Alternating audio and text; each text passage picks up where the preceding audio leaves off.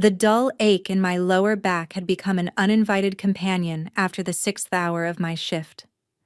Every step across the polished marble floors of Vincenzo's sent a ripple of pain through muscles that had long forgotten what rest felt like. The scent of fresh basil and slow-simmered tomato sauce clung to my uniform like a second skin, blending with the splash of expensive red wine that had landed on my apron during the dinner rush. I balanced 3 steaming plates of risotto in my left hand, weaving through tables where men wore suits that cost more than 3 months of my rent, and women draped themselves in the cool gleam of diamonds catching the light of the crystal chandeliers above. Vincenzo's was not a place meant for people like me, at least not as diners. Sitting on the corner of Arthur Avenue in the heart of the Bronx, the restaurant, steeped in old Italian charm, had survived through 3 generations under the Moretti family. It remained an unwritten sanctuary for long-rooted Italian families, those once pillars of closed circles whose names never graced the newspapers, but whose words could silence an entire street with a single nod. The walls were covered in black and white photographs of old Napoli, fishing boats, sun-drenched coastlines, images my grandmother, Maria Russo, used to describe every night as she lulled me to sleep. I grew up with those stories, with the thick Napoli accent, with the aroma of ragu simmered every Sunday morning. Now I served ragu to strangers, people who never looked at my face, only at the plates I set down. Emily, table 12 needs the check. The private room wants another bottle of Barolo. Marco's voice, the evening manager, landed just beside my ear, a constant reminder of how invisible I was in this world. Short, balding, always glistening with a sheen of sweat, he survived by inhaling other people's tension. And listen, we've got a new guy tonight. Antonio called out last minute, so the staffing agency sent someone over. Keep an eye on him. Don't let him ruin dinner service. I nodded, set down the risotto at table 7 with a smile sharpened by 53 straight weeks without a day off, then glanced toward the service station where the new employee stood. He was tall, broad-shouldered, with close-cut dark hair, and he carried himself less like a server and more like someone who had just stepped off a military training ground. His hands fumbled with the wine key, his rough fingers ill-suited for work requiring finesse. Something about the way he stood made the hairs on the back of my neck rise, a discomfort I had learned to trust after years living in neighborhoods where survival instincts were a requirement, not a choice. The room hummed with a blend of Italian and English layered over the clink of glasses and hazy opera drifting from speakers hidden in the ceiling. I moved like a shadow, pouring water, clearing plates, anticipating needs before they were voiced. That was the skill I had honed during my 3 years at Vincenzo's, to be present without ever truly being seen. Nonna Maria would have been proud of my dexterity, or perhaps saddened by whatever had led me here. The Russo family had once been something in Napoli before the war scattered us across the ocean. She told stories of villas and olive groves, of agreements sealed across generations and debts of honor worth more than money. I had always assumed those were fairy tales, crafted to make poverty sound poetic. But sometimes, serving guests with ancient names and even older money, I caught a flicker in their eyes, a moment where they weren't looking at me, but through me, seeing another face layered over mine from some distant memory. And tonight, the private room had been reserved by a group whispered about with cautious reverence. Marco called it Duca's table, with a mix of respect and unhidden fear. Nico Moretti, head of the Moretti family, was not a name seen in headlines or a face shown at press conferences. He existed in the shadows, his influence measured by the silence that followed him into a room, not by the noise he made. I had never served him. That privilege belonged to the seasoned staff. But I had seen him from afar and recognized the way powerful men bent slightly in his presence, how the air seemed to tilt when he entered. And now, something in the atmosphere shifted, a sense that something was about to happen. If you're still listening, and something in this story has touched a quiet place inside you, take a moment to subscribe to our channel. Like and share this video so we can keep bringing you heartfelt stories every day. And if you don't mind, would you tell me where you're watching from? Leave a comment below. Let me know where in the world this story has reached. We cherish every word you share with us. The new guy still stood at the service station, fumbling with the clean glasses as if he had never carried a tray in his life. I glanced at him without fully turning. Just a flick of my eyes reflected off the stainless steel surface of the glass cabinet. He held the wine glass like someone who had never tasted wine, much less served it. His thumb pressed too hard on the stem, making the delicate glass squeal as it brushed against the others.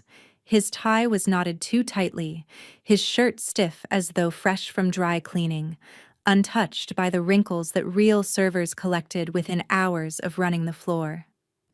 And something in his eyes, each time they shifted toward the hallway leading to the private room, rooted my gaze to him. It wasn't curiosity. It wasn't awe at seeing powerful clients. It was calculation, the gaze of a hunter mapping the path to his prey. I pretended not to notice, but the Bronx had taught me to read bodies before words. And his body spoke a language that didn't belong anywhere near hospitality work. I kept moving, pausing at table 16 to offer dessert, refilling wine at table 13, though my focus never left the service station. The new man suddenly slid a hand into the inner pocket of his jacket. Nothing strange except that in the brief lift of his shirt, a sliver of gray metal flashed beneath his left elbow, tucked under the sleeve. I didn't need another look. I had seen that before. A forearm-strapped dagger meant for close range, quick draw. Boys. I used to know boys who disappeared into the dark and returned with long scars and eyes like winter had carried weapons like that under their winter coats. I knew the walk of someone armed. And he was armed. I slowed, stooping to pick up a fallen napkin near the bar to buy myself time. Across the dining room, Marco stood near the register, eyes darting around the tables. If I told him what I'd seen, he would doubt me first, then investigate, then delay. And with a man like Nico Moretti, a few seconds could decide life or death. I looked again at the stranger and realized he had stopped pretending to work. Leaving the glasses behind, he pulled a napkin from his pocket, wiped his hands, and began walking toward the hallway to the private room. I swallowed hard, icy fear sliding from my neck down my spine. My hands trembled slightly as I poured the last glass of wine. My mind raced through instinct and terror. The police would never arrive in time. Marco wouldn't believe me. But I had seen that look, that blade, that movement, the precise, measured stride of someone closing in on a target. I looked down at my hand, slick with cold sweat. I jammed my palm against my apron, wiping it dry in one fierce motion, then snatched the pen from my pocket. In a few frantic heartbeats, I pressed the tip hard into my skin, the ballpoint digging deep to make the ink flow. Beneath the sparkle of the chandelier and the soft swell of opera, I knew everything would shatter if I didn't act. The letters were jagged and hurried, but the 4 words remained clear. He is an imposter. Run. I had no time left for second thoughts or regret. Only the pounding of my heart, the weight of my steps, and my eyes fixed on the heavy wooden door of the private room where Nico Moretti sat among the most powerful men in the Bronx, unaware that death was walking toward him, just one hallway away. I moved as if my body already knew what it needed to do long before my mind could catch up. The stranger's footsteps echoed softly across the stone floor, steady and sure, carrying none of the clumsy uncertainty of a new hire. He walked straight toward the hallway to the private room with the focus of someone who had measured each step long before he ever arrived. I held a tray of water in my right hand, pressing my left palm close to my body so no one would see the shaky handwriting I'd just scrawled. The ink was still damp, bleeding into the lines of my skin, making my hand feel cold as though it, too, understood the gravity of what was unfolding. If anyone called my name now, if any customer asked for another plate or a sprinkle more parmesan, I would lose my chance. And if I lost my chance, the man in that room might lose his life. I quickened my pace when the stranger neared the hallway, his shoulders tightening slightly, his left arm shifting inward beneath his jacket, the unmistakable gesture of someone checking the position of a weapon. He wasn't looking around anymore. His target lay ahead, only a few steps away. The whole room seemed to shrink, the clinking of glasses fading, the hum of conversation and soft opera dissolving into a distant blur. There was only the stranger and the heavy wooden door leading to the room where the most powerful men in the Bronx were dining under warm golden light. And Nico Moretti, completely unaware that death hovered just behind him. I leaned forward, slipping past 2 tables, shaping myself into the image of a busy server delivering water to the private room. My heartbeat thundered so loudly I feared the nearest customer could hear it, feared the entire world could sense the line I was about to cross, something someone like me had never been meant to do. The moment the stranger placed his hand on the doorknob, I was only a few steps behind him. I couldn't afford to be slower. I sped up, nearly bumping his shoulder, releasing an apologetic word in Italian, an old phrase my grandmother had taught me to use whenever I needed to avoid trouble.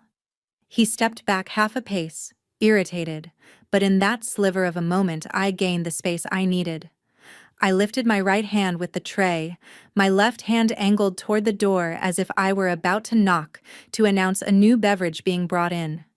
My palm, the messy warning written across it, caught the light. But it wasn't meant for the stranger. It was meant for the person behind the door. I nudged the door open with my elbow, sliding into the room with the false confidence of a seasoned server accustomed to tending to the most important guests. And in the instant the door swung wide, I saw Nico Moretti clearly for the very first time, not from a distance, not through rumor.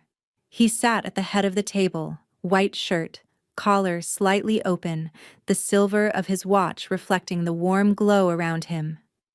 His face was sharply cut, the strong lines of a man who had lived his life in the shadows yet carried a terrifying calm. His eyes lifted when he saw me. I didn't say a word. No one in the room said a word. I simply raised the bottle of water to pour, shifting just enough that only he could see my palm. He is an imposter. Run. Nico's gaze dropped for half a second, long enough to read. He didn't blink, didn't flinch. His expression didn't change. I had never seen anyone receive a warning about his own possible death with such absolute stillness. When he lifted his eyes again, he looked at me a moment longer than necessary, a look that sent a cold shiver down my spine but carried something else too, something I couldn't quite name. As though, in a brief, unmeasurable instant, he saw me in a way even I didn't fully understand. Then he set his napkin down, rose slowly, and spoke a quiet phrase in Italian, his low voice halting the entire room. The men around him stood immediately. That was Nico's power. No noise, no threat.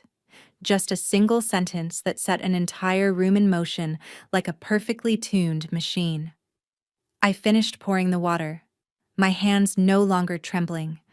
I had done what I needed to do. As Nico stepped toward the side door, the door behind me burst open, and I heard the stranger's ragged breath, hurried footsteps, the crash of something hitting the floor. Maybe an argument, maybe a fight. I didn't look back. I simply left the room with my empty tray, exhaling like someone who had just gambled her own life without stopping to consider the consequences. Whatever happened next was no longer in my hands. But I knew one thing. From the moment I wrote on my palm, my life had veered onto a path I could never return from. I hadn't taken more than 10 seconds outside the private room when the sharp explosion of shattering glass sounded behind me, followed by the violent scrape of chairs, shoes sliding on stone, someone shouting frantic Italian I couldn't quite grasp. The noise erupted all at once, tearing apart the fragile veneer of calm the elegant room had tried to maintain. I didn't stop, didn't turn, only kept walking with the empty tray in hand, my face neutral, my heart hammering against my ribs. My whole body waited for a gunshot, that sharp final sound that would end everything, but it didn't come. Not yet. I saw Marco rushing through the hallway, pale as chalk, his eyes darting like a panicked animal searching for shelter. Another server yelled from the kitchen, asking what was happening, but no one answered. I set the tray down on the counter, my palms still slick with sweat. Had the stranger struck? Had he succeeded? I didn't know. I didn't dare know. Then suddenly the kitchen door flew open and two men in white shirts stumbled out, one dragging the other as though hauling him from a brawl. It was the stranger. His hair disheveled, his clothes twisted, and what froze me in place was the blood on his sleeve. Not much, but enough. A blow, a slash, or something worse. He didn't look at anyone, didn't search for anything. He just bolted toward the emergency exit behind the kitchen and disappeared into the night as if it had always been the plan. A server started to chase him, but Marco shouted, ordering everyone to stay put. No one moved. I stood rooted, unable to breathe, unable to feel anything clearly. But what stunned me more than anything was seeing Nico Moretti step out of the private room, his jacket gone, still holding a napkin as if he had simply finished a quiet, early evening meal, his expression free of any trace of someone who had just escaped death. He walked calmly, scanning the room as though assessing damage, then stopped when his gaze found me. In that brief second, every sound in the restaurant seemed to vanish. Nico's eyes met mine like a blade of cold steel. No anger, no gratitude, just one unmistakable thing. Acknowledgement shaped like caution. He didn't come closer, didn't speak. He only gave a slight nod, as if confirming to himself that what I had done was real, and that he had seen it. Then he turned away, signaling 3 men to follow. They left through the side door in absolute silence, no commotion, no theatrics, as though they had never been there at all. The other guests remained, tables still full, but no one truly understood what had just happened except those sensitive enough to sense that something catastrophic had been stopped by a thread. I stepped back behind the counter, sank into the small stool beside the wine rack, my hands gripping each other until my knuckles went white. Everything around me kept moving, but I knew that from the moment Nico saw my palm, our paths had crossed. Not by accident. I was no longer just a server. I had stepped into a world where I didn't belong, and if Nico truly believed my warning, it also meant the people trying to kill him would never let me go. I had no proof, no witnesses, no cameras catching what I wrote, no one to vouch for me. But I knew he read it, and he acted. In his world, life and death were decided in silence, and tonight, my silence had saved him. But I also knew that because of that, I would never again be invisible. I had been noticed. And from this moment on, nothing would ever be the same. I ended my shift later than usual because Marco kept the entire staff back for an internal check. No one was reprimanded, no one was fired, but no one was allowed to leave until he said so. He didn't ask me anything, didn't mention the stranger, the private room, or any part of the strange chain of events that had just taken place. Everything was swept away like a sudden winter downpour, washing over us and disappearing, leaving only a cold, wet street behind and the uneasy glances everyone tried to hide. By the time I stepped out through the side door of Vincenzo's, night had settled completely. The October wind in the Bronx wrapped around me like a damp, cold cloth, seeping through the thin jacket I had worn since the beginning of my shift. I pulled the collar higher, tightened my grip on the strap of my bag, head lowered the way I always did, preparing to cut through the alley toward the avenue. But I didn't get far. At the mouth of the alley, a black car waited. Not an ordinary one. The headlights were dim, the body coated in a dark metallic sheen, the tires rolling silently over the pavement. The back door opened slowly, like a scene in a film, and he stepped out as though the night itself belonged to him. Nico Moretti was no longer wearing the tailored suit from earlier. Instead, he stood in a white shirt with the sleeves rolled to his elbows, the collar unbuttoned 3 times, revealing a thin silver chain and a small tattoo near his collarbone. Under the muted streetlight, he looked carved out of cold stone and hot blood, imperfect, but impossible to look away from. Emily Russo. He said my name as if it were a soft memory spoken aloud, a name he had repeated to himself before stepping out of the car. I stood frozen, cold from the inside out, unsure whether it was the wind or the deep echo of his voice filling the empty street. I didn't answer. I simply looked at him. His eyes were dark and deep, steady, carrying something beneath the surface I couldn't quite read. No anger, no fear, only the weighty presence of a man who always knew exactly where he was and why. "Thank you," he said quietly. No explanation, no ornament. He knew. I knew. And we both understood that what had happened could never be spoken aloud here. "I only did what I thought I had to do," I managed, my voice smaller than I expected. "Not everyone sees what you see," he replied, "and even fewer act on it. Especially when it has nothing to do with them." "It seems I'm involved now," I said with a faint laugh that wasn't really a laugh. He didn't smile, but something in his eyes softened. "I observe everyone who works at Vincenzo's," he said, as though explaining something utterly reasonable. "I know where they live, where they studied, who their families are, not because I distrust them, but because I cannot afford to be surprised." He paused. "You are Emily Russo, 27 years old, business management student at Lehman College, living alone in a small Tremont apartment, daughter of Anthony and Rosa Russo, killed in a car accident when you were 7, raised by your grandmother, Maria Russo." He stopped, no need to go further. I felt as if he had taken my life apart piece by piece, examined each part, then folded them back neatly. He already knew everything. I said nothing. I wasn't afraid. I simply felt exposed under the night sky. Nico reached into his inner pocket and pulled out an ivory-colored card, thick paper, embossed lettering, nothing on it except a single sequence of numbers. No name, no address, no logo. "If you need anything, call this number. Anytime." I looked at the card, then back at him. "Anything else?" I asked, unsure whether I wanted the conversation to continue or whether something unformed inside me was prompting the question. His gaze didn't leave mine. "Someone like you is never not involved. Not after tonight." His voice dipped lower. I held the card, the sharp edge cold against my skin like a boundary. When I lifted my head, he was already turning back to the car. The door shut with the same softness as his arrival. The car rolled away, dissolving into the dark. I stood alone in the Bronx wind and the dim amber glow of the streetlight.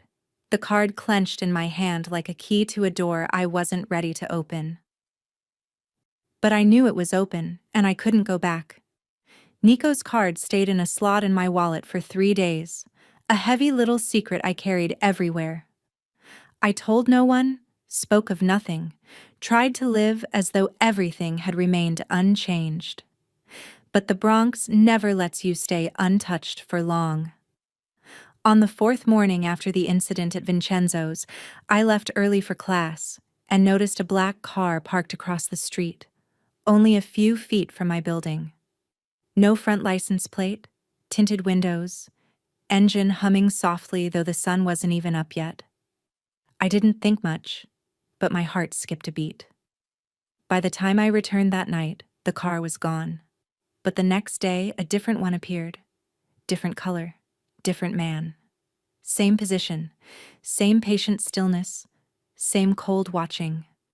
Then I realized I was being followed not only by cars. There were footsteps behind me on the walk from the subway some nights. A soft clatter at my window on nights that had never known such sounds. A sense that someone had stood inside my apartment while I was away, even though everything looked untouched to an untrained eye. And then came the detail that broke my denial. On Saturday morning, I found a thin scratch on my door lock. A fine mark, right on the rim. The kind left by a specialized tool interrupted. Perhaps, but attempted. I stood frozen with my key in hand, afraid to even turn it. I owned nothing valuable. I had no enemies. I was just a girl studying during the day, serving tables at night, living so quietly that even friends sometimes forgot I existed. But I had written a message on my palm, and the man I warned was Nico Moretti. I couldn't know for certain who had tried to break in, but I knew one thing. I was no longer safe. When I finally mustered the courage to open the door, everything was in its place. No disarray, no obvious sign of intrusion. But the air smelled different. Something subtle, but unmistakable. Someone had stood here, breathing my air, watching my space. I collapsed onto the couch, hands shaking, phone beside me, but I had no idea who to call. The police? I had no proof. Friends? They would say I was paranoid. My grandmother? She would break down. No one in the world I knew could navigate this. And then, as though fate had been waiting for my fear to catch up, Nico's card slipped out of my wallet when I reached for my phone. Smooth ivory paper, raised numbers, 10 digits, and nothing more. I stared at it for a long time. I didn't want to be the one who called, but I had been the one who warned. I had stepped into their world, and now their shadows had stepped into mine. I pressed the call button before I could change my mind.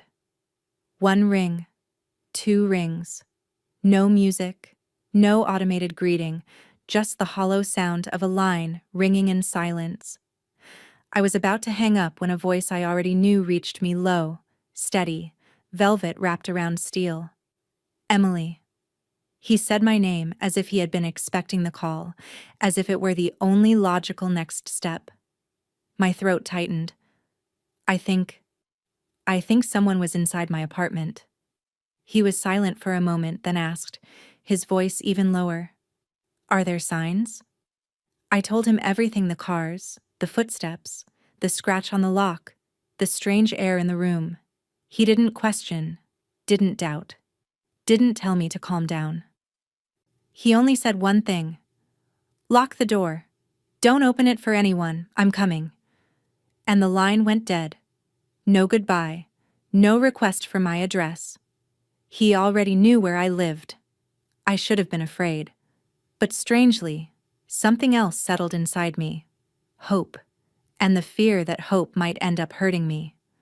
The knock came exactly 11 minutes after I hung up. 3 short, decisive taps. Neither hurried nor hesitant.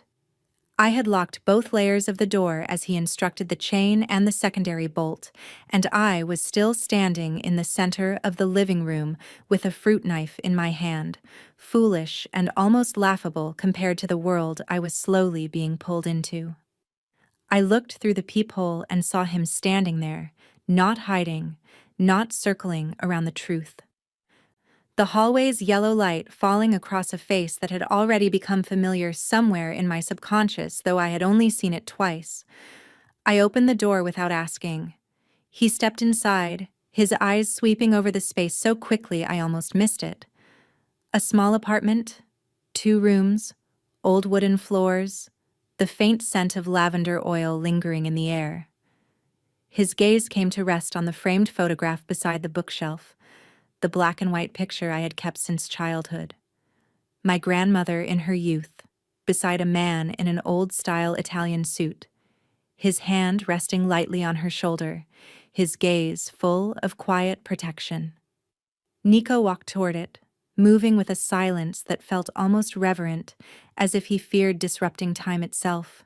He lifted a hand and touched the wooden frame with the tip of his finger, tilting his head as though searching through his memory. "Your grandmother's name was Maria Russo." I nodded, unsure how he knew. "I met her once," he continued. "I was very young, and she didn't recognize me. My father brought me along on a special visit. She lived just a few blocks away then, in a house with grapevines in front. I still remember the smell of her baking."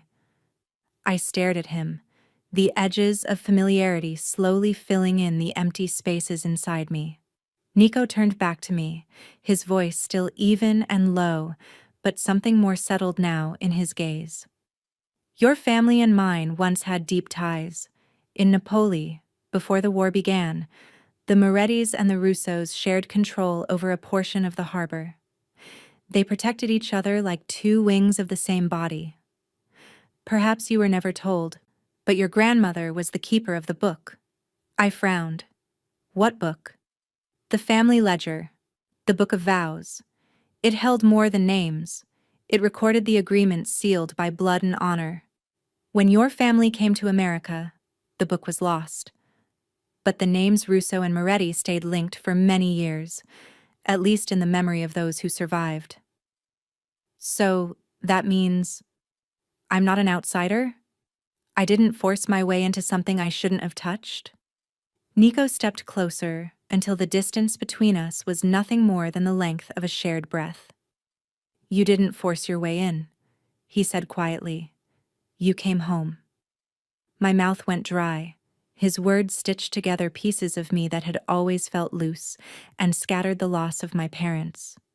The grandmother who told stories like fairy tales, yet refused to explain how she knew things no one else in the neighborhood understood. The dishes she cooked, the nights she woke me to write down the names of strangers she dreamed about. All of it had seemed strange, even unhinged, when I was a child. But now, piece by piece, everything was aligning. Nico looked at me with a voice softer still, a whisper shaped only for me. "You are not alone, Emily. You didn't just save me. You reawakened a thread that has been buried in dust for decades. And now they know." I swallowed hard, my heart beat heavy, not from fear, but from the startling realization that for the first time in my life, I had roots, dark ones perhaps, buried deep in soil where light rarely reached, but real roots nonetheless, and I belonged to something no one could take away. Nico turned back to the photograph, touching the frame once more as if bidding farewell to someone from long ago. When he faced me again, his eyes no longer held their earlier chill. They held something quieter, a kind of silent respect, a recognition, a beginning. I didn't know where the future would lead, but in that moment, in my small apartment still echoing with signs of danger, I knew I was no longer the same Emily Russo. And Nico Moretti was no longer a distant name from a shadowed world. Together, we had unlocked a door sealed for 3 generations, and there was no way back. I poured 2 cups of hot tea, my hands still trembling lightly, my fingers gripping the handle as if anchoring myself against an evening thick with stories no one had ever told me. Nico sat across from me at the small kitchen table, the ceiling light softening the edges of his face, making him look less carved from steel than I had imagined a man who led the Moretti family to be. He accepted the cup with both hands, as though he had held many cups like this before. The scent of mint drifted through the air, and for the first time I realized there was a man sitting in my kitchen not by accident, but because of a connection that ran through blood. "Your grandmother, Maria, protected things no one else dared to hold," he said after a long silence. "She didn't just keep the ledger. She was the only one who opposed the split between the Russo and Moretti families after Lucia vanished. I looked up, the name striking something inside me like a soft, mournful note. Lucia. Nico nodded, his gaze reaching into a memory that didn't belong to the present. Lucia was my grandfather's sister. She loved a man from your family line, but their love was forbidden. When they planned to run away together, both disappeared on a stormy night. My family blamed yours. Your family accused mine. Two names that once stood side by side became branches that never met again. And Maria? I asked, my voice steadier than I felt. She was the only one who believed Lucia didn't vanish for love, he said. She believed someone in the shadows orchestrated it, but no one listened. She took the ledger and left. She never returned. I remembered the night before my grandmother died, her fading eyes, her trembling hand gripping my wrist, her voice breaking as she told me never to forget Lucia's name. She said that if someone ever spoke it to me with real sorrow, I could trust them. I hadn't understood. Now I did. I never forgot, Nico said quietly. He placed his hand on the table, palm open, not touching me but near enough for me to see the faint scar along his thumb. I once thought it was from a knife, but now it looked older, like it belonged to some ancient ritual. I grew up with stories about honor, loyalty, and the price of betrayal, but my father taught me something else. Power alone can't protect you. You need something more than that. You need trust. He paused, his eyes on mine, asking for something even he didn't seem certain he deserved. I didn't know why I trusted him, didn't know why. Out of all the expressions I had read on countless customers, his gaze made me feel steady. But perhaps it was because he spoke Lucia's name with real reverence, as though she weren't a forgotten ghost, but a crack he still carried in his heart. He looked at me for a long time, then spoke in a voice that seemed to hush the room around us. I don't know who has turned their eyes toward you, but if they know who you are, they will not stop. And if you still believe you can survive this alone, I won't stand in your way. But if you need it, I will protect you not because you saved my life, but because your blood once stepped in front of bullets for mine. I didn't ask why he was so certain. I simply looked at him, no longer guarded. And for a moment, in that small kitchen washed in the color of time, I saw my grandmother sitting in the corner, smiling softly like steam rising from tea, then fading as though she had been waiting for this moment for years. I didn't nod, but I didn't refuse. And perhaps, for people like us, that alone was enough to begin a promise. After that night, Nico did not drift out of my life like a passing wind that brushes by and disappears. Instead, he became a quiet presence, like the street lamp outside my window each evening, never bright enough to overwhelm, but always there, always unmistakable. He didn't come every day, never announced his visits, and never asked if I was free. He simply appeared at moments I least expected, bringing hot coffee on early mornings just as I opened the door for work, or leaving a cannoli wrapped in white paper on my windowsill as if someone knew I would need something sweet to begin the day. Once, after a late shift when rain poured hard over the Bronx, I stepped out the back door of Vincenzo's and found a black umbrella already open above my head, his familiar hand holding it without a word. We walked 5 blocks in silence, rain splashing against the sidewalk, the yellow streetlights reflecting off puddles like shards of broken mirrors. Neither of us spoke, yet his presence wrapped around me in a strange kind of safety, as though in the chaos of the world I had found a small, quiet place that belonged only to me. Still, Nico never crossed any boundaries. He didn't touch me unless I initiated it. He never stepped inside unless I invited him. He didn't ask questions I wasn't ready to answer. He simply sat on the stoop with an espresso in hand, eyes on the street, sharing small pieces of his past stories about his grandfather in Napoli, the first time he learned how to stay calm in a negotiation, or the way he remembered the scent of half-burned cigarettes on his father's fingers whenever the seasons changed. Those fragments weren't meant to impress or instruct.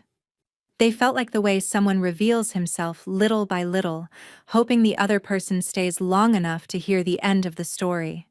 And I, slowly, began to share too. About my days at Lehman College when I felt lost among students a few years younger. About the time I juggled 3 jobs just to afford this aging apartment. About the afternoons I spent with my grandmother Maria kneading dough in our small kitchen, sunlight pouring through the narrow window like a faded memory of sweetness. We never called these encounters dates, never labeled whatever was forming between us. But I knew my heartbeat shifted each time I heard that familiar knock late at night, or when a short message lit up my phone asking if I had eaten. I no longer felt lost in my old world. Yet I couldn't deny that Nico's world was a place I had never dared step into. Still, between those two worlds, we met in my kitchen, on the old stoop, beneath quiet November rains in the Bronx. The bond between us wasn't loud or rushed or sealed with dramatic promises. It was simple. 2 people who had lived very different lives finding each other at the exact moment they needed someone most. And though neither of us said it out loud, I knew that every lingering glance, every silence without awkwardness, every brush of a sleeve when handing over a cup of tea, all of it was telling a story words didn't need to touch yet. A story growing each day, quietly but deeply, like roots digging into the earth long before any flower breaks through. That night, the cold came earlier than usual, the late November wind carrying the sharp bite of the approaching winter. I had just finished washing the dishes when the knock came 3 familiar taps. I didn't need the peephole to know it was him. Nico stood there holding 2 cups of hot cocoa, steam curling upward, his thick coat softening his features, dulling that usual sharpness. I let him in without a word. The small kitchen warmed instantly with the scent of cocoa and the nearness of him. We sat at the wooden chairs by the table, hands around our cups, saying nothing for a long stretch of time. He looked into the cocoa, then turned to me, his voice low and softer than usual. "Today is Lucia's birthday." I froze, not from surprise, but from the quiet ache carried in his words. "No one mentions her anymore in my family," he said, but I never forgot. My grandmother once kept a tiny photograph so worn the face was blurred I always suspected it was Lucia. Nico nodded, his gaze drifting far. "She had eyes like yours, deep, direct, and honestly sad." I pressed my lips together, touching the warm rim of the cup to steady whatever trembled inside my chest. When he looked at me again, his eyes were no longer as cold as they had been. "Emily, I don't know what's coming. I can't promise it will be safe. But if I could choose again, I would still walk into that restaurant, still let you see me, and still stand at this door." His words settled inside me slowly, like wine sinking through cloth not sweet, but true. He wasn't embellishing, wasn't promising the impossible. He was speaking emotion with a kind of honesty rare in both his world and mine. And I, for the first time, no longer held my walls intact. "I once thought if a man like you walked into my life it would mean trouble," I whispered. "But now I know the scarier thing would be if you walked out and never returned." My lips trembled, not from the cold. Nico watched me for a long time as though reading each line of my face, every shift of my eyes. He didn't ask if I was sure. He didn't ask permission. He simply leaned toward me slowly, giving me every chance to pull away. But I didn't. I lifted my face, and my lips met his like a wordless confession. Our first kiss wasn't fierce or rushed. It was built from the long silence between us, from the glances we hadn't dared prolong, from the gentle brush of a shoulder in passing or the quiet nod when words failed. That kiss carried memories, losses, and truths that couldn't yet be spoken. He kissed me as though he had waited for that moment for a long time, and I kissed him as if I had always been meant to arrive here. When we finally drew apart, my lips trembled softly, my cheeks warm. He didn't speak. He simply touched my cheek, his fingers warm against my skin like a silent vow. I rested my forehead on his shoulder, and for the first time in years, I felt held by someone with no conditions attached. Inside me, every barrier collapsed. And I knew, from that moment on, we were no longer two people standing on opposite ends of the world. We had taken a step toward each other, and there was no path back. I do not remember exactly when I was taken, only that the Bronx was so cold that morning I had to wrap an extra layer of scarf around my neck before stepping out the door. Everything felt familiar, as always. The honking cars, the smell of toasted bread from the corner bakery, the hurried footsteps of people rushing to work. I did not see any strange car, no obvious sign, only a light touch on my shoulder as I crossed an empty alley, and then darkness swept over me as fast as a cold wind slipping down the back of my neck. When I woke, I was lying on an old metal chair, my wrists tied to the armrests, my feet numb against bare concrete. The room had no windows, only a small bulb dangling above me, its pale yellow light making everything feel as if it were floating in fog. There was no sound except water dripping in a steady rhythm somewhere behind the wall. I had no sense of how much time passed, an hour, 2, or an entire day, only the ache in my stomach, the dry burn in my throat, and the stabbing pain in my back, as though I had been sitting there for centuries. No one hit me, no one questioned me, but the silence itself was a cruel kind of torture.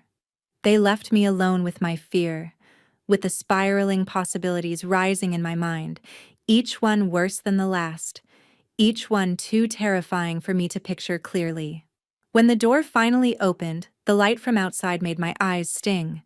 A man stepped in. He was not tall, not muscular, yet the way he carried himself made me feel small. He did not give his name, did not ask mine.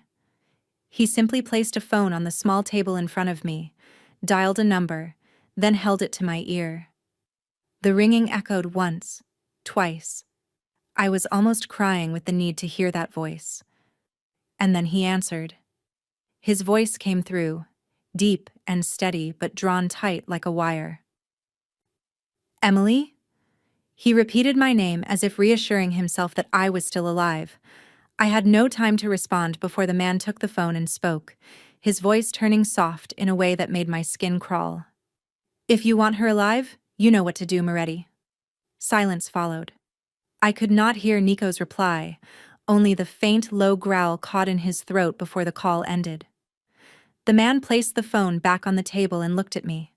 His eyes held no anger, no hatred, just an ancient kind of coldness, as if he were born without the ability to feel. Then he walked out, the door closing behind him. Once again there was darkness and the dripping water. I did not know who he was, did not know what was happening out there. But one thing was clear. This was not a simple kidnapping for ransom. This was a warning.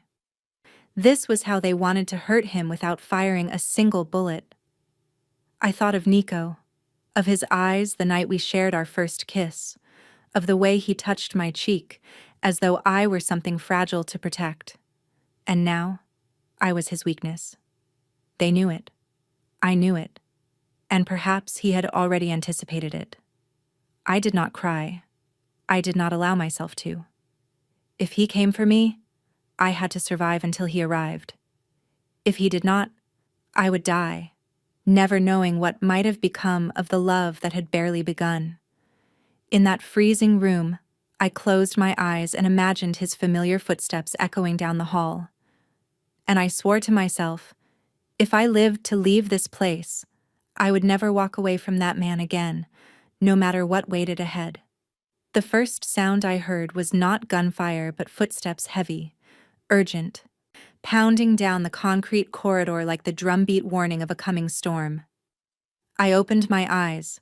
The dim bulb flickered overhead as if trembling with me. The metal door shuddered once under a powerful impact, then went still, as though someone had been testing its strength. For a moment, I did not know whether the person outside had come to save me or to end everything. A sharp explosion rang out, not a gunshot, but the scream of metal joints snapping.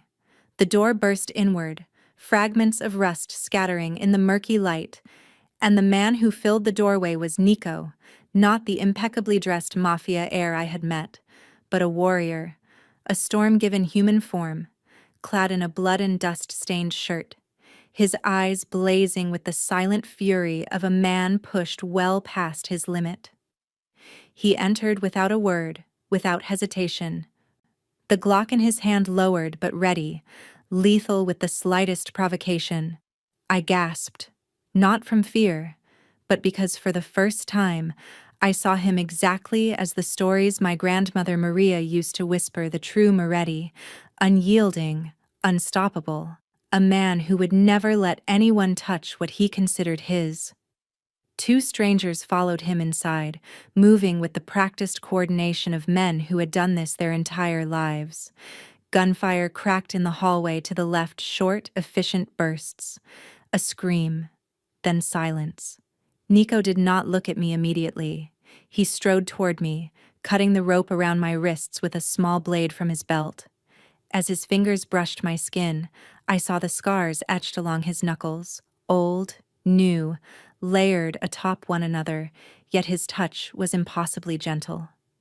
He lifted his gaze to mine, and the eyes that met me were not the eyes of the man I had kissed in my kitchen. They were the eyes of someone standing at the edge of something raw and unbearable, where fear and love blur until they are indistinguishable. "Are you hurt?" His voice rasped, unsteady, as though he were barely holding back something more violent than gunfire. I shook my head, my throat too tight to speak.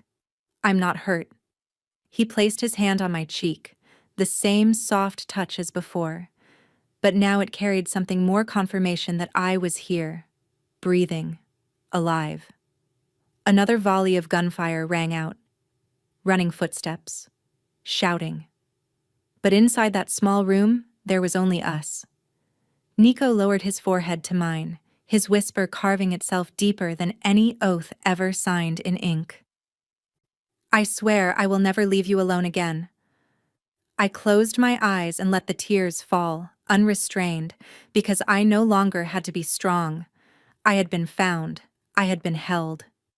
Nico pulled me into his arms, holding me so tightly it was as if he needed to prove to himself that I was real, flesh and blood, not a phantom torn away by the shadows outside. He turned, guiding me toward the exit without letting go of my hand. We walked out of that room, down the cold concrete corridor, past the chaos, the blood, the broken breath of dying men, and into the Bronx night where the smell of gunpowder still clung to the air. But in the midst of ruin and the stench of death, I felt reborn. And the man holding my hand was the only reason that was true. No explanations, no plans for tomorrow. Only one truth existed then. He had come. He had saved me. And he would never let the darkness claim me again. We left the Bronx early the next morning before dawn fully broke, mist settling like a veil over the remnants of the night. Nico brought me to a small house deep in the outskirts, surrounded by woods and birdsong. No phones, no signal, no one to know where we were.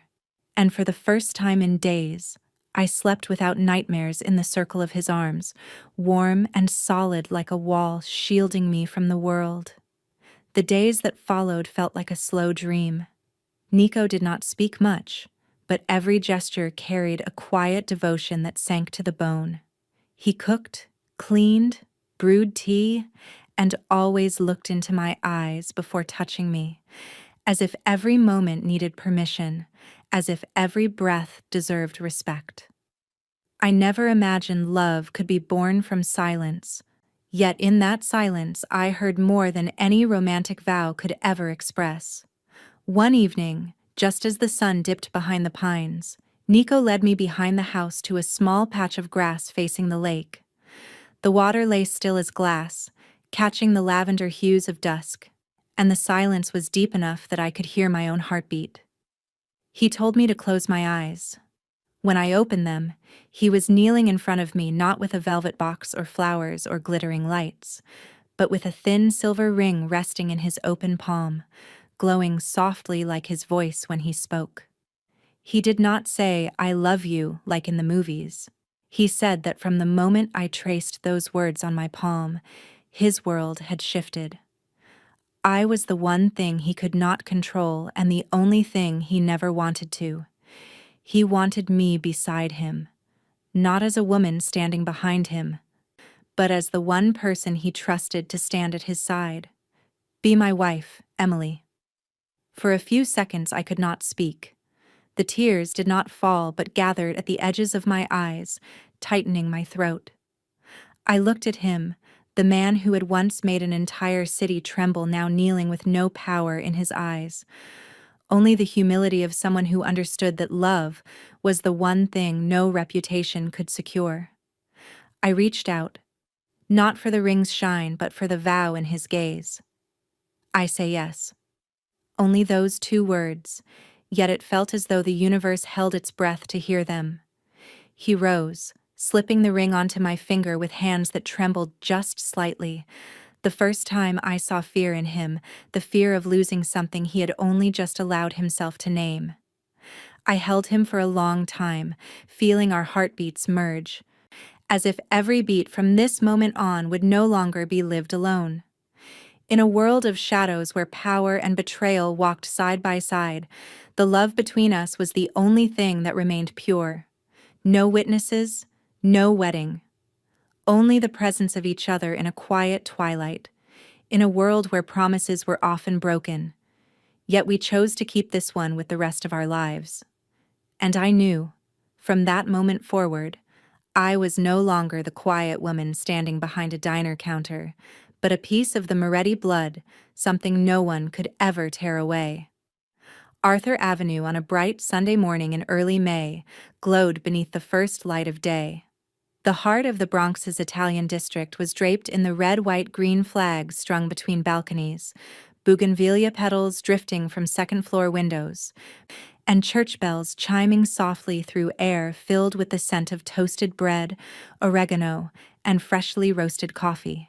The entire neighborhood seemed to pause for a moment no one dared call ordinary. Because in a world where shadows and honor move side by side, a wedding is never merely the union of two people, but a reaffirmation of legacy, of old promises once written in blood and now tied again with the heart.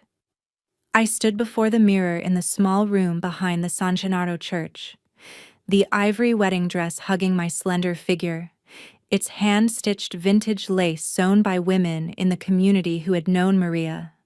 Women who believed the name Russo was not just a family, but a chapter of an era long gone.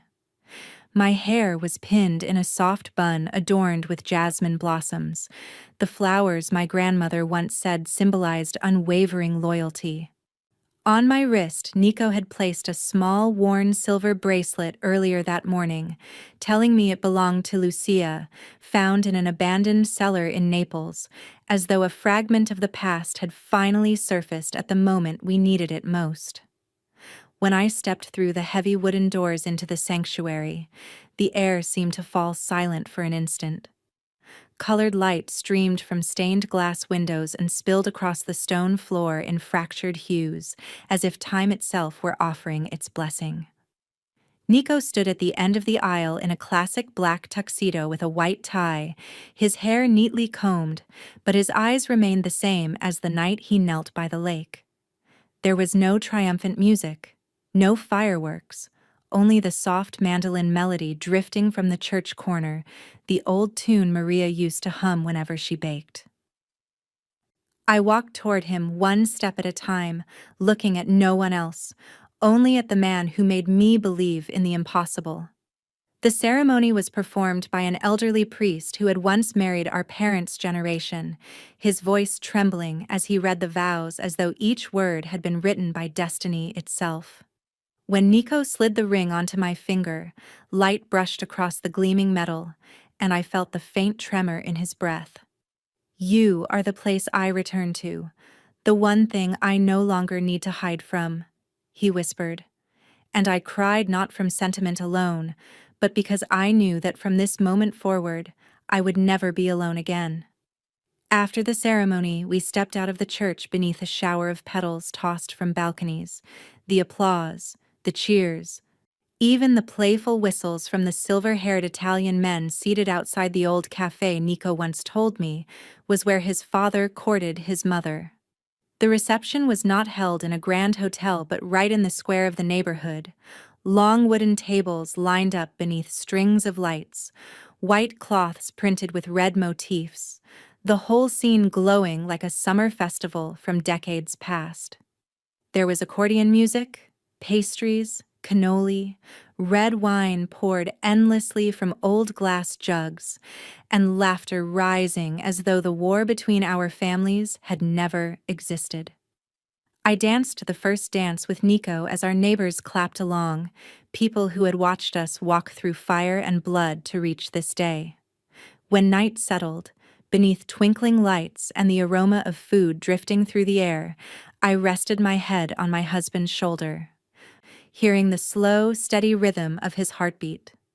The wedding was not merely an ending, it was a beginning, a symbol of what remains once the past is forgiven, and proof that love can survive even the shadows, so long as two people dare to walk toward the light together. The sign for Russo's Bakery hung quietly on a small street just off the main avenue in the Bronx, its vintage brown lettering curving across a cream background like a reminder of time and tradition. The wooden glass door had been repainted, but the brass handle remained tarnished, a detail I intentionally preserved from Maria's old bakery as a bridge between the past and the present. The scent of pastry dough, vanilla, and freshly roasted coffee drifted down the sidewalk each morning, drawing familiar footsteps from neighbors who had once watched me grow up behind the bar at Vincenzo's, and now returned to speak my name with a tenderness that felt like they had been waiting for this moment all along. The bakery windows were always polished spotless, and the glass display case was filled with fruit tarts, biscotti, zeppole, and cannoli made exactly from the old handwritten recipes in my grandmother's leather notebook. Each morning before the sun fully rose, I prepared the first batch myself while old songs played softly and warmth from the oven fogged the windows. Some days I saw Nico standing outside, not entering, just watching from the street in his dark coat, hands in his pockets, the faintest smile on his lips as though seeing me bathed in that golden light was all he needed to know we were on the right path. He never interfered with how I ran the bakery. No guards at the door, no trace of the underworld. Russo's belonged to me alone, a place where I set every price, chose every pastry, and picked every song. But I also knew that each night when I turned off the lights and locked the door, at least one of his men stood quietly on a nearby corner, and I never again feared walking home alone. Nico told me he did not need to stand inside to support me. He only needed the bakery to exist as proof that not everything born of darkness must remain there. Once, he brought me a small painting of the Naples marketplace from before the war, the place Lucia once walked. He set it by the register without explanation and left. I hung it opposite the photograph of Maria kneading dough in her old kitchen, two women from two eras, two worlds, now sharing the same space and watching over me as I wrote a new chapter. Children from the neighborhood often pressed their noses against the display glass, asking for a bite of something sweet. I always kept a small tray ready, knowing that perhaps their tiny hands would one day carry this story forward, not through guns or power, but through flavor and memory. One morning, While I was wiping down the counter, an elderly man stepped inside, resting his hand on the polished surface and looking around slowly. His gaze lingered on each framed photo before he nodded with quiet approval. He said the smell of the bakery reminded him of his mother, who had lived nearby when he was a boy. Before leaving, he turned back and said something that nearly brought me to tears. "Not everyone can turn a bakery into a place that heals." I did not answer. I simply smiled and returned to the ovens to prepare a new batch. Each day passed in a slow, meaningful rhythm, every pastry not just a product of skill, but the embodiment of a life that had survived storms and endured because of a belief in gentler things. And though he never said it outright, I knew Nico saw Russo's the same way he saw me on our wedding day. As a beginning, as a part of his life, he once believed he could never reach. But now, it lay before him every day. And it belonged to both of us. I discovered I was pregnant on a December morning when the Bronx lay wrapped in a cold so sharp that frost clung to the bakery windows like lace. The scent of cinnamon wafers and flour still hovered in the air, everything unfolding as usual until a brief wave of dizziness washed over me, forcing me to steady myself against the glass counter. It was nothing serious, but something inside me had shifted, a strange, tender warmth spreading through my chest as though I was no longer alone within my own body. I kept the secret for a few days, not out of fear, but because I needed to be certain it wasn't just a fleeting sensation. When the doctor confirmed it, I walked out of the clinic clutching the small ultrasound print, my heartbeat slow and steady like a melody I had never heard before in my life. I did not call Nico right away. I went home, cooked dinner, set the table as always, placed a tiny vase of jasmine on it, and lit a candle. When he walked in, I saw the familiar way his gaze swept across the room, as though searching for a sign that something was wrong. But he didn't ask. He simply shrugged off his coat, hung it up, and wrapped his arms around me from behind the way he always did. "I have something to show you," I said, laying the ultrasound image on the table, the candlelight shimmering faintly across its glossy surface. He bent over it, curiosity flickering briefly in his eyes before his shoulders stopped moving, as though his entire body had slowed down just enough to absorb what he was seeing. "That's our baby's heartbeat," I whispered. And in that instant, the eyes of the man I loved softened into a color I had never seen in him before. Nico, who had never once trembled even in the face of danger, now stood frozen in front of a blurry image on a small piece of paper, his palms pressed against the table as if steadying a world that had suddenly tilted. He did not cry aloud, but I saw the tear that slipped down, sliding slowly over his cheek and disappearing along the line of his jaw. He pulled me into his arms and held me so tightly I could hear his heart pounding, ragged, strong, and vulnerable all at once.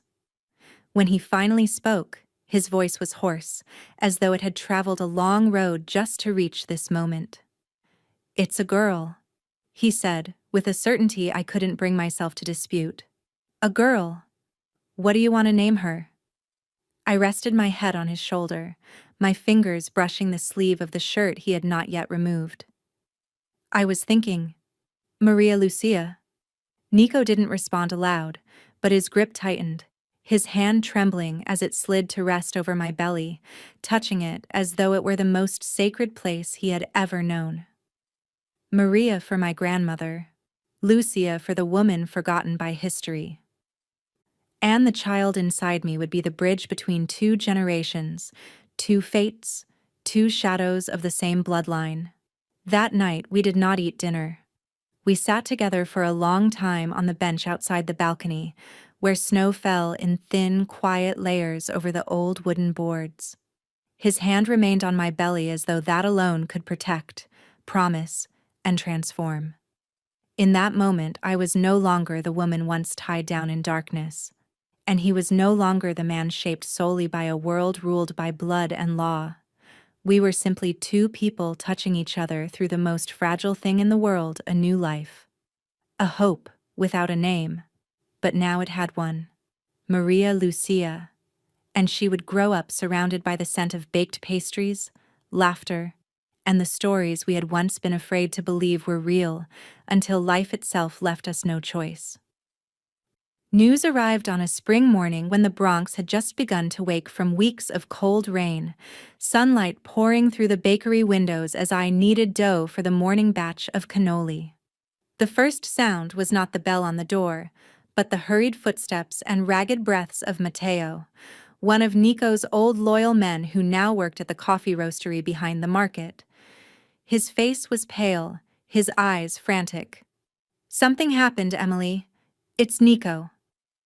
I dropped the metal spoon in my hand, the clang slicing through the room like an alarm.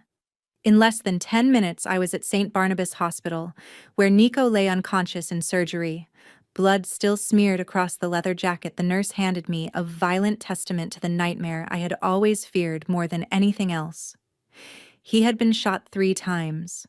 One round through the ribs, one grazing his neck, and one lodged just above his left shoulder. The attack took place in the parking lot behind St. Francis Church. Nico was too careful to have a routine. He had switched cars, changed his route, and gone 3 days earlier than planned, specifically to avoid being tracked while visiting his father's grave. But they were waiting. That was the terrifying part, not the ambush itself, but the realization that someone knew exactly where he would be even when he tried to disappear. No warning, no sign, no witnesses who could identify the shooter. But I knew this was no random act. It was a message. A reminder that in the world we lived in, the past never truly slept. I did not cry during the long hours outside the operating room. I sat there gripping the newest ultrasound image of Maria Lucia, my heartbeat dry and heavy, my eyes fixed on the closed door as though sheer will could keep him alive. When the doctor finally emerged, I barely heard words like stable, monitoring, needs time. Only one thing reached me. He was still alive. But I knew that wasn't enough. Mere survival would never be enough. The next morning, I stood up, brushed off my long skirt, and summoned every man who had ever served under Nico delivery runners from the Italian market, the keeper of the artisanal wine shop in Brooklyn, the bookkeeper for the seafood restaurants in Queens. They looked at me as though they had never seen a woman stand in that position before, in the very room where men had lived and died under my husband's command. But when I spoke, no one dared interrupt. "I'm not here to replace Nico. I'm here to preserve what he built. None of you is allowed to react with violence until I know exactly who did this. If he falls again, it will be because we failed him." No one objected. Their eyes lost all doubt. What remained was recognition. During the days Nico lay unconscious, I ran every part of the operation, coordinating crews, contacting doctors, overseeing the bakery so nothing would collapse. I worked with the urgency of someone who knew one moment of carelessness could erase everything we had built. For the first time in my life, I sat in Nico's office and read every file he left behind, the papers I once avoided now becoming the map I needed to navigate his world. I realized that the secrets I thought he kept from me were not secrets at all. They were preparations, laid quietly for the worst possibility. He had not hidden anything from me. He had been protecting me, and now it was my turn to protect him. 3 days later, footage from an old shop camera on Grand Street revealed the blurred silhouette of the shooter, a familiar face from the Ferretti family, the lineage that had once sworn never to touch the Morettis after an old truce. But oaths in this world are more fragile than gun smoke. I did not seek revenge. I simply ordered every path he could walk in the city to be blocked. No violence, but no escape. Then I returned to the hospital, to the bedside of the man I loved, took his bandaged hand in mine, and whispered that he could rest now, because I was the one standing between him and the world. And as long as I remained on my feet, no one, no one would ever harm our family again.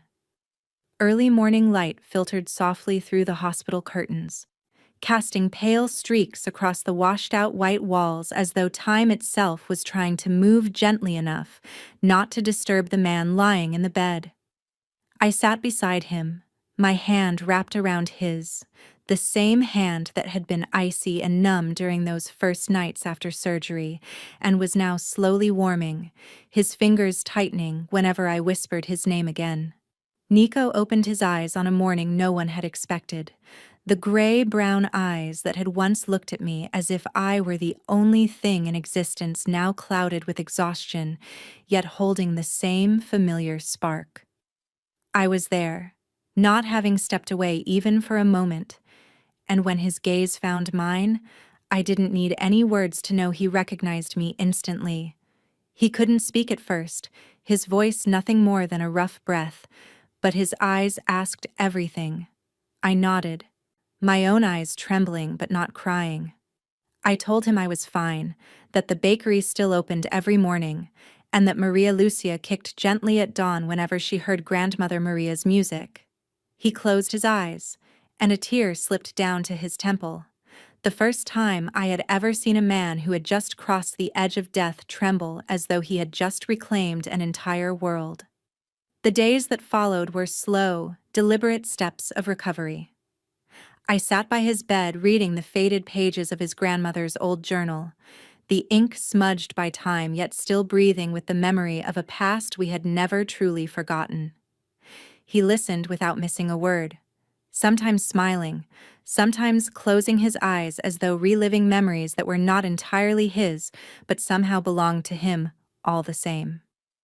Each night, I guided his hand to my belly where Maria Lucia continued to remind us of her presence, her tiny kicks like soft knocks from the future, insisting that life was not only being protected, but was steadily growing despite the shadows that still lingered outside. One night, after the nurse left, and only the sound of the heart monitor and his quiet breathing filled the room, Nico turned to me, his eyes still and deep like a lake with no wind. "What did you do when I wasn't here?" he asked.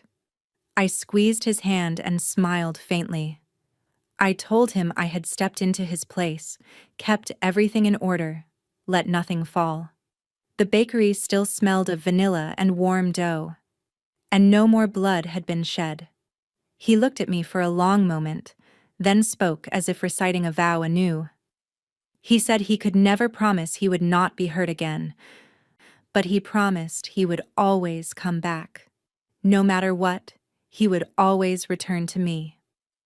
I leaned forward until our foreheads touched, our breaths mingling, and in that stillness it felt as though all the fear of the past months finally found its way out. We did not speak of revenge. We did not mention the name behind the trigger, because in that moment, the only thing that existed was us, the small family growing inside me, the home filled with the scent of baked bread and old Italian songs drifting from the radio. The mornings when he watched me walk into the kitchen and the nights when his arms were wide enough to hold the entire fragile world I carried. Nico survived not only because he was strong or the doctors were skilled. He survived because he had made a promise not to leave me alone. And this time, that promise was renewed without wedding rings or spilled blood, but with the gentle tightening of two hands belonging to people who had crossed the thin border between life and death, and still longed to build the days that had not yet come. 5 years passed like the blink of an eye, and the Bronx now looked nothing like the days when Nico and I first met in the cramped kitchen of Vincenzo's. Russo's bakery had expanded into the next storefront, becoming a 2-story space with a small coffee counter in front and a quiet reading area in the back, where the elders of the neighborhood gathered each morning with espresso and newspapers. Children still lined up every afternoon, not only for the crisp sweetness of the cannoli, but for the laughter that floated constantly in the air, as though every sad memory had been wrapped in powdered sugar and left behind.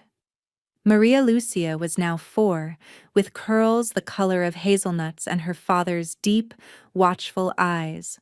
Eyes that observed the world with a quiet intelligence that often startled the adults around her. She loved standing behind the counter with me, sprinkling colorful toppings on cupcakes with a seriousness that made it seem as though she were running an entire universe made of sugar. Whenever anyone asked what she wanted to be when she grew up, she would answer in her soft but steady voice that she wanted to run the bakery like her mother, but she would add a small corner that sold strawberry ice cream because Daddy likes that flavor. Nico had changed profoundly since returning from the edge of death. No more late-night meetings, no more phone calls from untraceable numbers. He sold almost all the properties tied to his old world, keeping only a few legitimate businesses and shifting his focus to community investment. He founded a nonprofit called the Lucia Foundation, dedicated to helping Italian-American children in the Bronx learn traditional culinary skills. Instead of covert orders or smoky negotiations, his days now began with him reading finance books, taking our daughter to the park in the afternoons, and spending evenings with me under the warm glow spilling from the bakery windows. Some days I found him sitting quietly in the small office behind the shop, looking at an old photograph of his grandparents when they were young. He once told me that the past never disappears, but if we are brave enough, we can choose to turn it into the foundation for something better. I watched his face as he said that, the light brushing over features once carved by hard choices, and I knew the man who had once been a symbol of fear had chosen instead to become a symbol of hope. Though he never said it aloud, I understood that every clean choice he made was for Lucia, so she could grow up in a world without hidden darkness. Nico had once been the night, but now he chose to be his daughter's light. Our life was not glamorous or grand. It was simple, like the way I arranged pastries in the display case each morning, like the way Nico knelt to tie Lucia's shoes before the three of us walked to the park on weekends. Yet within that simplicity lay the deepest truth of love and redemption. And even though no one spoke anymore of those early days filled with blood and shadow, I knew it was precisely those days that had forged us into who we were now. In the family portrait hanging in the center of the bakery, where every customer could see it when they walked through the door, we stand together, Nico, Lucia, and I, hands clasped in front of the shop. No one looking at it could ever guess what we endured to reach that moment. But we remember. And that is why every pastry at Russo's tastes a little sweeter, because it is made not only of sugar, butter, and flour, but of survival and the rebirth of a life that once seemed to have no way out. It shows two women standing together in front of an old kitchen, one with dark, laughing eyes and the other with a shy smile that feels like a forgotten secret. They are my grandmother Maria and Nico's great-aunt Lucia, captured in the summer of 1939, just months before the storm that would separate our families for decades. No one knows who took that photograph, but to me, it is more than a preserved memory. It is a symbol of an eternal promise between generations of women who lived, loved, sacrificed, and stood strong in a world that never stopped shifting beneath their feet. Every morning before opening the bakery, I stand in silence for a moment before that picture. Not to pray, but to remind myself that everything I have was not handed to me by luck, but shaped by choice, the choice to forgive, to continue, to live differently. Grandmother Maria once taught me that some things never fade no matter how many seasons pass. The smell of morning bread, the laughter of children, and a love built on trust rather than power. And now I carry her teachings forward not through speeches, but through each warm loaf I place on the counter at dawn, through the way Lucia lifts her eyes to her great-grandmother's image with a quiet awe. Nico continues his work quietly. He no longer appears often in public, but his name is tied to community projects, to scholarship funds honoring those who are gone, to stories of redemption, change, and hope.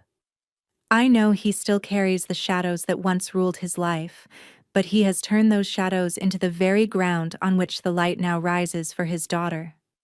And each time I watch Lucia run around the bakery, chatting in bits of Italian picked up from the elderly neighbor next door, I feel as though I am watching a new chapter unfold, one that is clean, whole, and full of promise.